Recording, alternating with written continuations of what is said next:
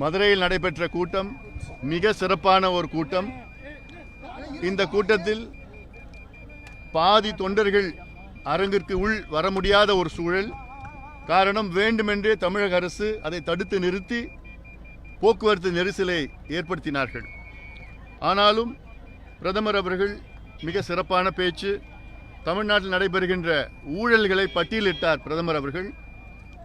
அவர் அரசு செய்த சாதனைகள், தமிழ்நாட்டு மக்களுக்கு பாம்பன் பாலம், தூத்துக்குடி விமான நிலையம், தூத்துக்குடி துறைமுகம், தேசிய நெடுஞ்சாலைகள், ரயில்வே துறையில் முதலீடுகள் போன்ற பல சாதனைகளை பட்டியலிட்டார் பிரதமர் அவர்கள். நிச்சயமாக தமிழக மக்கள் ஒரு மாற்றத்தை கொண்டு வருவார்கள் என்று பிரதமர் அவர்கள் பேசினார்கள். நாங்களும் பேசினோம். சமூக நீதி பற்றி நாங்கள் எல்லாம் பேசினோம். உறுதியாக மிகப்பெரிய ஒரு மாற்றம் வந்து கொண்டிருக்கிறது. திமுக பயந்து கொண்டிருக்கிறது. கடந்த கூட்டம், மதுராந்தகம் கூட்டத்திற்கு பிறகு மதுரை கூட்டம் அதைவிட சிறந்த கூட்டம். அடுத்த கூட்டம் திருச்சியிலே நடைபெற இருக்கும். நிச்சயமாக அந்த ஊழல் பற்றி இருக்கும். உறுதியாக எங்கள் கூட்டணி வருகின்ற சட்டமன்ற தேர்தலில் குறைந்தது 200 தொகுதிகளில் வெற்றி பெறும். உறுதியாக வெற்றி பெற இருக்கிறது. மக்களுடைய மனநிலை அப்படித்தான் இருக்கிறது.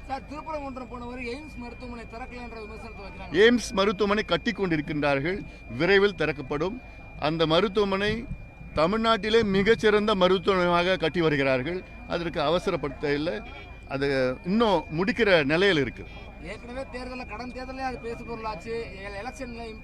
அதாவது தமிழக அரசு அதற்கு இடம் கொடுக்கணும்.